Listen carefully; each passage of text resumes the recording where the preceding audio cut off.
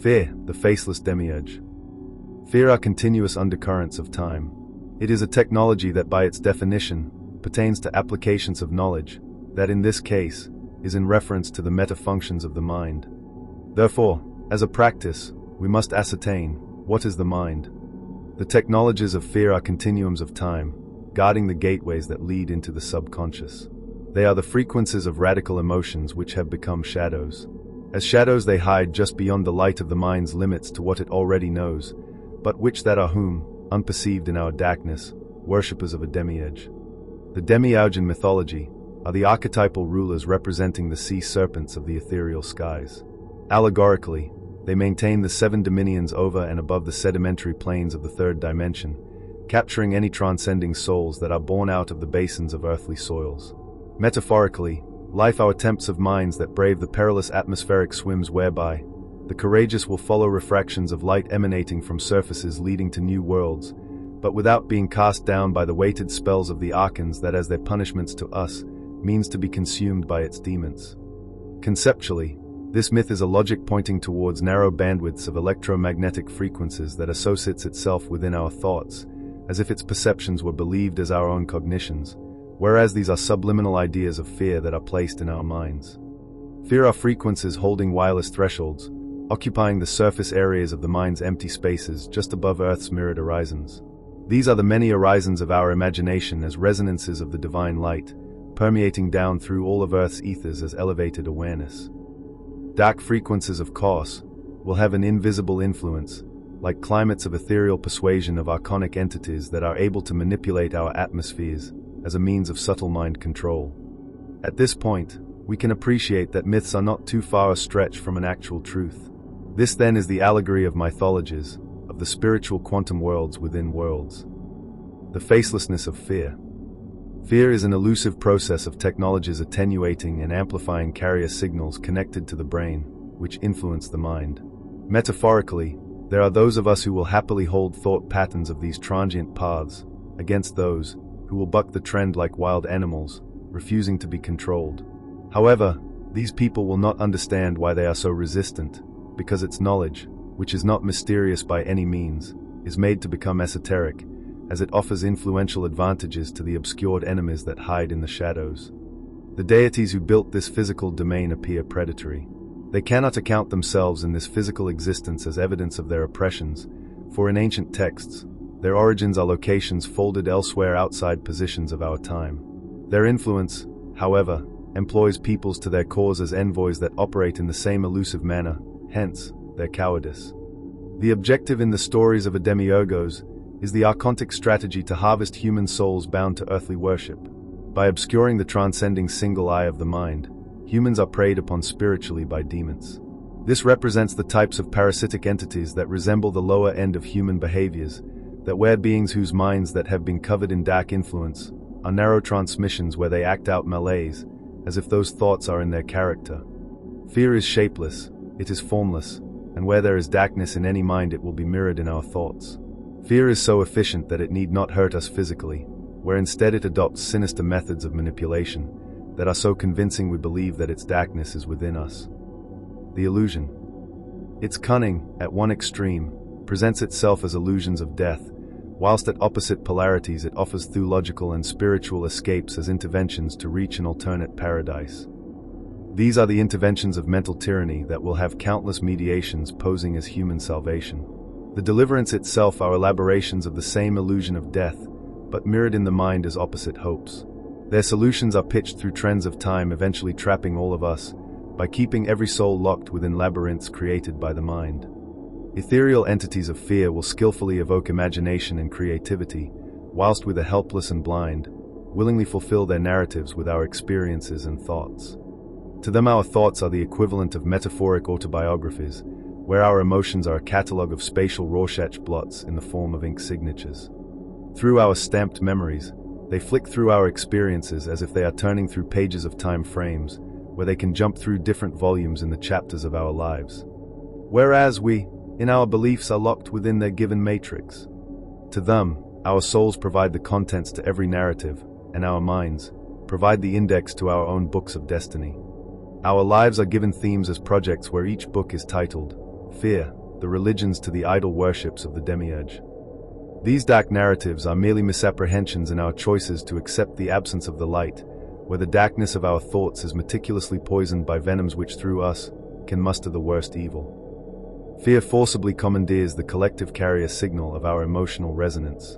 This is the frequency of Earth's 7.8 Hz. When fear disrupts the ohm, it can hijack the psyche, pulling the mind into archonic games of controlled sequences to manipulate consent to forward thinking, instead of thoughts holding nature's perpetual spatial motions. Forward thinking narrows Earth's resonant frequencies in the mind, binding what is potentially ascensions of the soul to the spiritual chains of the demons, residing in the dense pits of consciousness.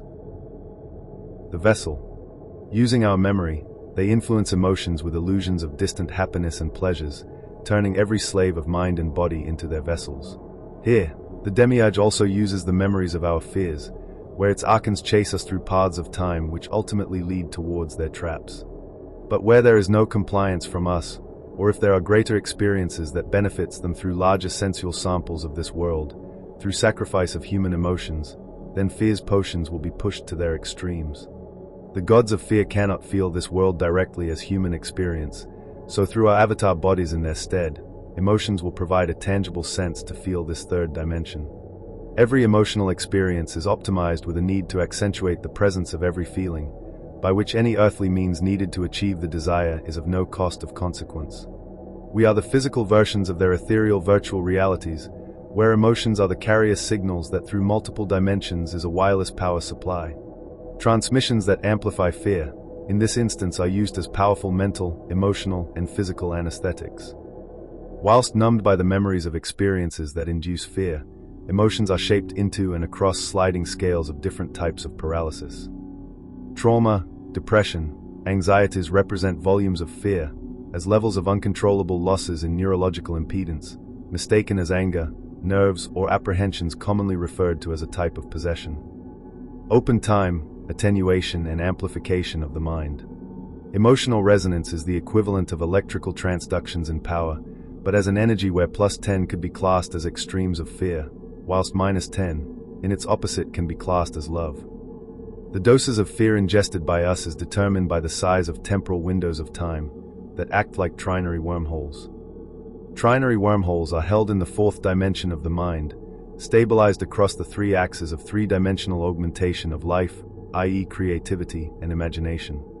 Temporal windows are spaces forged in time using emotions to pitch candescence of resonance of mind, body, and soul like a bulb.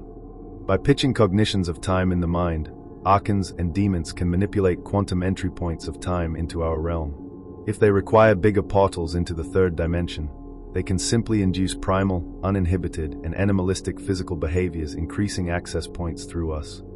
These are windows, open through the most sensitive energy centers, but without the interruptions of thinking that is tied down by weighted thoughts, to provide clean transmissions to and from these realms.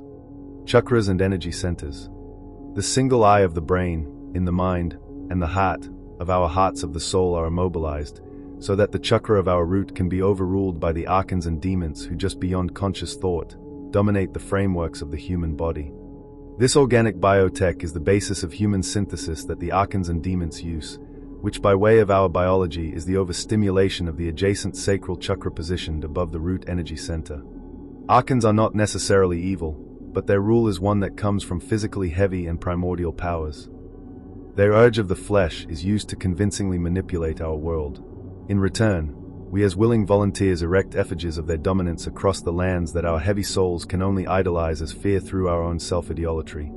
These are systems of copying, where the overwhelming influence of the Demiurge becomes self-obsessions to our own false gods of our own false realities, for we cannot raise our heads to see the lights above, and thus, the archons become the epitome of all false gods. We become blind in their spells, thrice emotionally, mentally, and physically, that magically overrides the mind, locking the gates to the spirits of the temples above. The prism of the mind. The temples above are the jewels in our crown. The crown represents light projected from the prism beneath it, as the single eye. The prism of the mind represents the crystal skull of the brain. The crystal skull is an onyx through which time at speeds faster than light are transduced into conceptions that can conceive worlds, from whence the mother of our skies, Nuit or Sophia, shines. Their gleams of impossible light are refracted, so as to be attenuated by us through controlled angles of light. This is the dimming down of illuminance into visual light so that through us, they can at least be mirrored within our cognitions. For us this is light compressed into momentary flashes, that at the presence of their interventions marked by many years, are visions of imagination and dreams that are able to stretch beyond time, to their unreachable outer worlds. Their electromagnetic luminance is a brilliance that corrects the balance of our world, where archons and demons of subconscious underworlds do not retreat in fear from the light, but are instead transformed into eons through their matriarchal wisdom. Positive and negative, archons and demons. Archontic and demonic deceits are juvenile. Their deceptions are just as enslaved to deprivation as the misappropriations of our lives. At the extreme underbelly of human perversion, they feed off the shadows of our worst extremes created by us in the mind. Their power comes from us, thus, their egotistic triumphs that rule over a material epicenter is an influence that must remain concealed from us.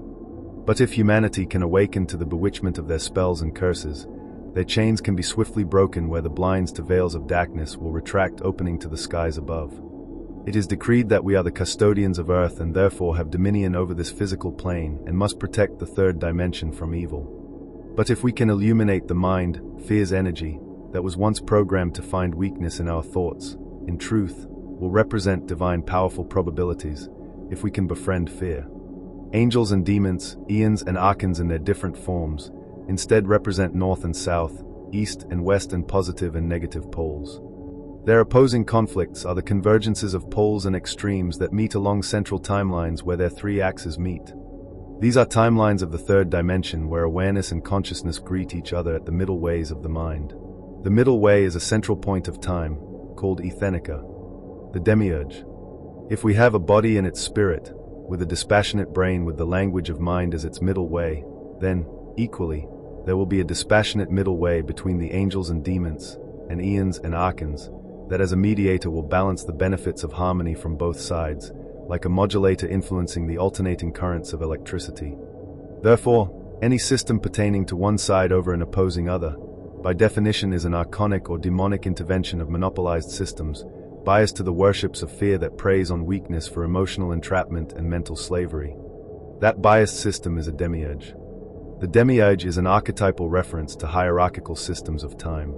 It is one of many mythological viscosities in mystical and quantum food chains, where it is the ruler of the sedimental planes, and we are its prey. Any myth to a demiurge is metaphor of entities, wanting recognition as an only god. Whereas, every other divinity in the universe always remains nameless without the need of self-declarations, for they are self-evident.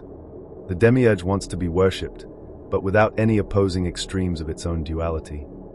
Any extreme will be of an opposing transience, exposing archontic powers that only summon the sediments of this universe, whilst its opposer, as its mythological mother, Sophia, can summon the light. The demiurge is the equivalent of a child misusing its power to conjure fear. This has grave disgruntlements of all subjects of whom, having been deceived by its majesty, is their acceptance to an obedience, or they can face convincing illusions of death. Metatech organica ethenica. Metatech organica ethenica is the recognition that the mind is a mediator that by default is always positioned at the center of all conceived dualities. Ethenica is a trinary system designed to overthrow mental darkness and to regain the central positions to our individual universes, whereby the mind becomes the centerpiece of the mind. By moderating the negative and positive powers of awareness and consciousness, we become the metaphorical statues of living vessels that stand proudly between their divinities. Ethenica is the deliberate systematic practice and declaration of metaphysical wars against one's self-created darkness within the worlds of the mind. This is the metaphorical battle of worlds of awareness and consciousness beyond the visual light and its darkness. A fight to breach the walls of the ultraviolet and infrared mind through geoquantum cataclysms, called quantization. Quantization are profound four-dimensional shifts in time. Allegorically, time shifts are destructive where the fronts of emotional upheaval that methodically decimate hidden enemies of the mind that attempt to take a central position in our thoughts. Quantization is a strong resonance that forms sacred sanctums, inside and outside no time and no mind from chosen epicenters of peace, that will embroil every nemesis within organized systems of chaos. Ultraviolet and infrared, mark the first allegorical borders of the mind through which archons and demons, through our own power, build elusive firewalls that divide us from the unities of the overmind. Creative displacement reformats cognitive transmissions in thought. This is a practice of numerical indexing, which is a guided method of thinking that can reference the vital harmonic superpositions in our memories using our sixth sense of time in the fourth dimension. Quantizing our electromagnetic frequencies of the brain that amplifies cerebral processing, elevating an expansion of thinking into vacant spaces of time, called the empty mind. The empty mind use carrier signals of the ether that by force induce bandwidth expansions of mental metamorphosis.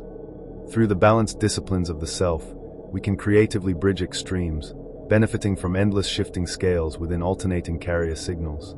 And this, of course, invigorates the candescence of our emotions in the light of the soul. We are the ethenic, the divine bridge between worlds, designed to regulate the electromagnetic properties of the seven lights.